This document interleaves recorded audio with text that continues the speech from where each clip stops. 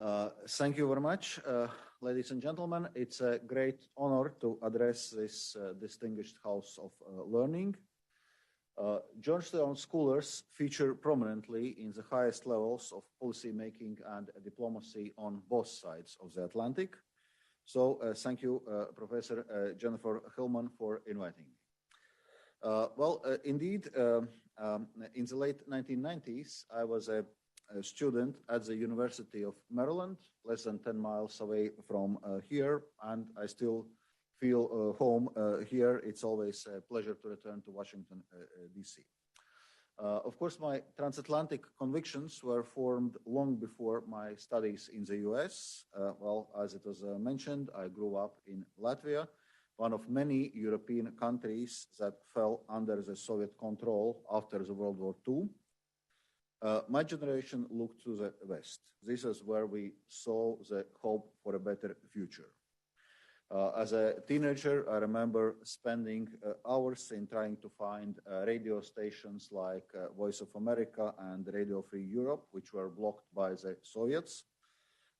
These stations gave us a snapshot into a different world, a world we wished our country to be part of.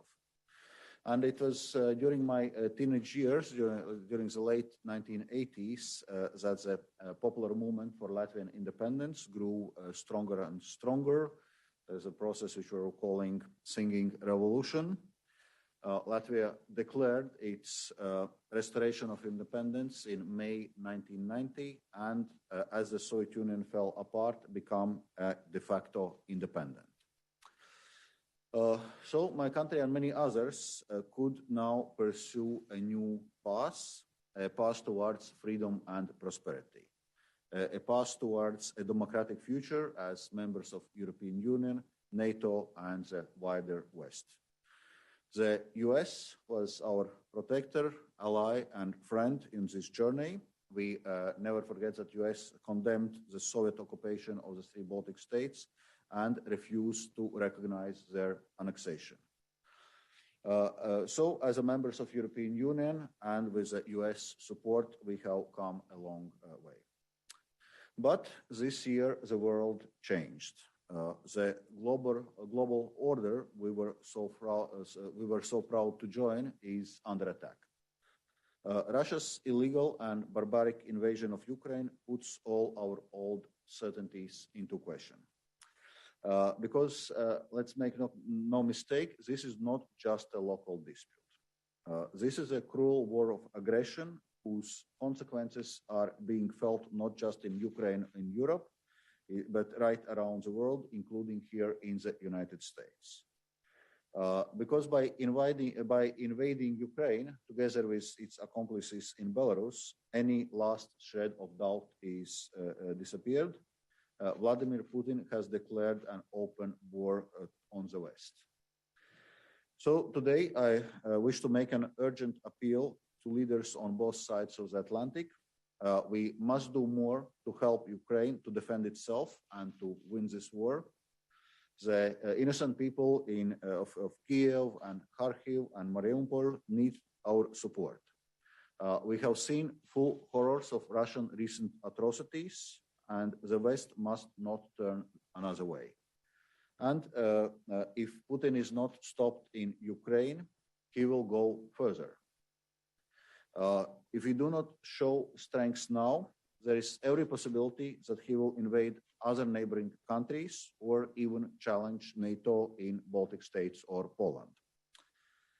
There are wider reasons why our engagement must intensify. Because Ukraine is literally defending the free world. Putin's threat is not just to Ukraine, but to democracies everywhere. We have entered an era where autocracies stand against those who believe in democracy, rule of law, and global institutions. We cannot afford to waste any more time in acting against this threat. In parallel, we must look into wider geopolitics.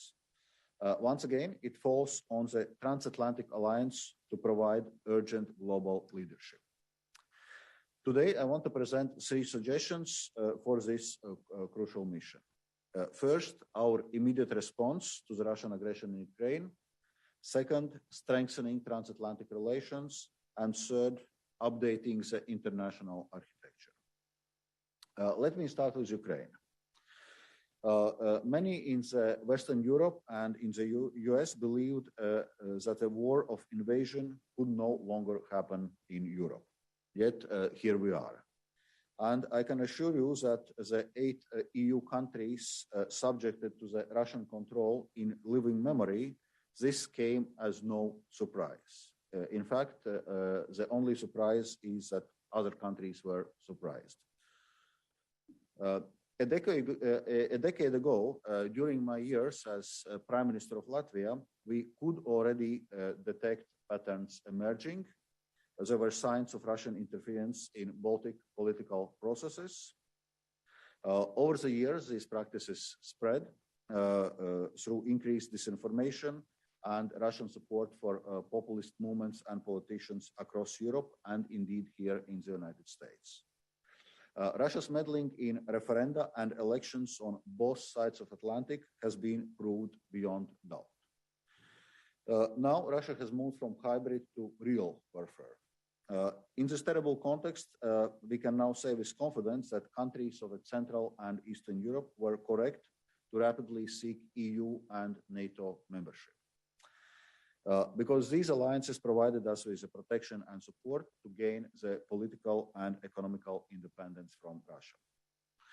Now it's our duty to help the besieged people of Ukraine. So how should we respond? Already significant steps have been taken.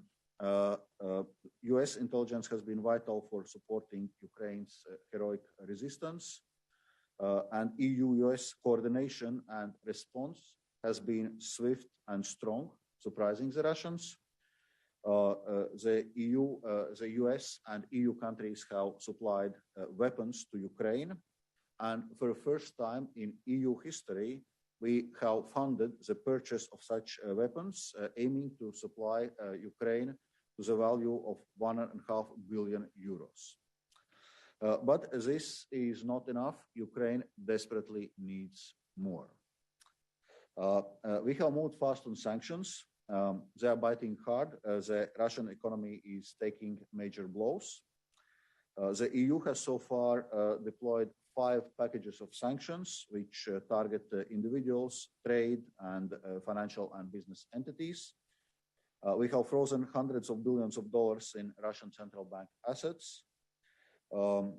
Actually, the war has triggered many welcome changes on how the West deals with oligarch wealth. We are cleaning our banks of dirty money, notably by freezing oligarch money and assets, and we should make these changes permanent. And we must ensure that sanctions are properly and quickly enforced and not circumvented. We are also working with our global partners on freezing and seizing Russian assets. In parallel, we have seen many companies acting on their own will and leaving the Russian market. They have not compromised values for profit. And I encourage those companies that have not yet left Russia to do the right thing. I recognize the important contribution of US companies such as Starlink, which provided satellite facilities for Ukraine, Google Maps, which helped to track military movements, helping many civilians to survive, Uber, which offered free trips for refugees to the Polish border. We will continue to ramp up pressure as long as Russia continues its aggression. Every possible step must be taken so that Putin can no longer finance his war. And when the war is over, we must make sure that the aggressor pays for the damage inflicted on Ukraine. Now, let me turn to Ukraine itself, the country I know well. Human losses are mounting by the day. More than 10 million people have been displaced, and millions have fled the country in search of safety, with 4.7 million entering the European Union. The economic damage to Ukraine is devastating. Its economy will shrink by around 45% this year. Its industrial and agricultural base is being bombed. It's an economy at war. The EU has worked in close partnership with Ukraine since the 2014 Maidan revolution. Ukraine belongs to the European family. Already, we have invested 20 billion euros in Ukraine in the last 7 years. This investment was conditional for undertaking difficult reforms. It was not easy, but many positive changes have been implemented, notably in the areas of public administration, taxation, banking, justice, and customs. These reforms brought Ukraine closer to the EU and made it stronger, more democratic, and more resilient. They played no small part in the country's capacity to resist Russia's aggression. Helping to rebuild Ukraine after the war will be a Herculean task. We have already started developing an EU solidarity fund for this. And actually, at yesterday's IMF and World Bank meetings, we agreed to coordinate closely our support to Ukraine's refinancing and reconstruction needs. In the immediate term, we need to find better and faster ways to support Ukraine and freeze out Russia. Russia's global standing has taken a battering. The country's place in global institutions is hanging by the thread. Every day, it moves closer to being an international pariah. But we see hesitancy from some parts of the globe on turning against Putin's Russia. Part of this is down to Kremlin's propaganda in spreading their narrative about what is happening in Ukraine to other parts of the world. So we must work to stop this propaganda machine. In parallel, we must continue to strengthen transatlantic relations. Happily, things were already moving in the right direction in the post-Trump era. We were successful in removing a number of trade irritants. We agreed on a new global corporate tax architecture, and we created new forward-looking ways to cooperate, most notably by setting the new Trade and Technology Council. And our next meeting will be in 3 weeks in Paris. This was a real statement of a shared intent to lead the race to forge the rules and standards of the future economy. Now the renewed momentum of transatlantic cooperation has to speed up even more, because if we fail to provide global leadership at this pivotal moment, we can clearly see what the alternative is, and it is not a pretty sight. Together, the EU and US form the world's largest trade and investment partnership based on shared values and rules. In the coming months, we will have to cooperate very closely in areas such as energy prices, food security and farming, supply chain disruptions, and of course, inflation. In the euro area, inflation rose to the all-time high of 7.4% in March.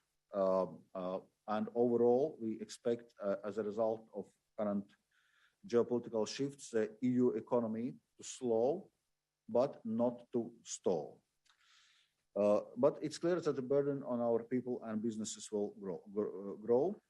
Clearly, there is economic cost of cutting our ties with Russia, but I believe it's a price worth paying in a defense of democracy and to preserve European and global security.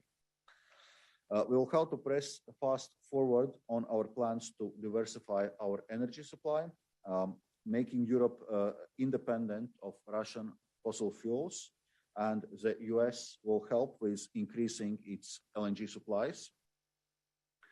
Also finding new suppliers for raw materials such as palladium, titanium, and nickel.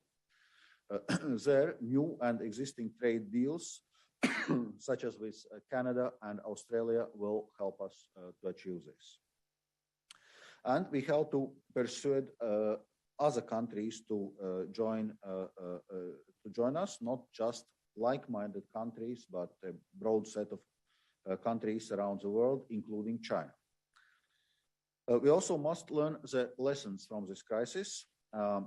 This means calling out populists and Putin's apologists on both sides of the Atlantic, those who were happy to take Russian money, those who presented a positive spin on Putin's regime, those who refused to speak out when Russia annexed Crimea, those who benefited from election interference and cyber attacks. We must keep reminding our citizens of these facts because we now have clear evidence what can happen when such populism is left unchecked.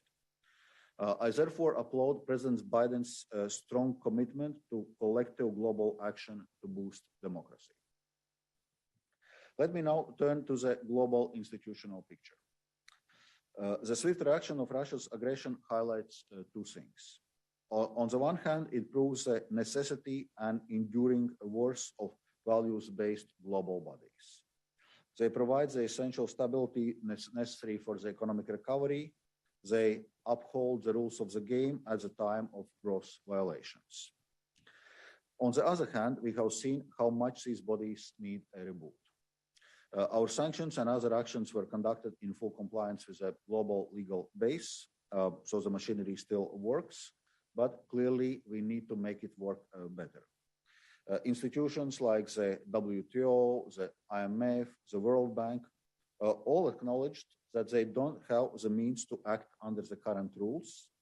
They have no mechanisms for removing a member, even one who behaves as appallingly as Russia. So already before, there was ample evidence that institutional reform was needed. Institutions must also be agile enough to respond to the broader geopolitical shifts, notably the rise of China. And there must be consequences for those who refuse to play by commonly agreed rules. To conclude, ladies and gentlemen, I want to deliver a very simple message. We must stay the course in supporting Ukraine and putting pressure on Russia. This is imperative for political and business leaders as well as for citizens on both sides of the Atlantic. There can be no compromise with tyrants and war criminals. Doing so will be no easy and we'll have to pay a price. There is a risk that a war fatigue may kick in, and this is understandable. But this is nothing less than an existential duty for all of us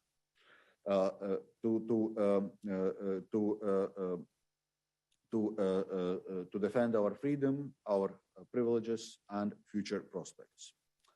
Ukraine is fighting for the fundamentals of what the West has stood since World War II. Russia is on a wrong side of history. Ukraine is on the right side. And there is hope. With our support, Ukraine can win this war. Putin's big mistake was to think that there will be no consequences for his invasion. In fact, the Western world is more united now than it has been for many generations. We have shown extraordinary unity of purpose and principle. We have shown that our values still matter. Now we must show how far we are willing to go to defend them. Thank you.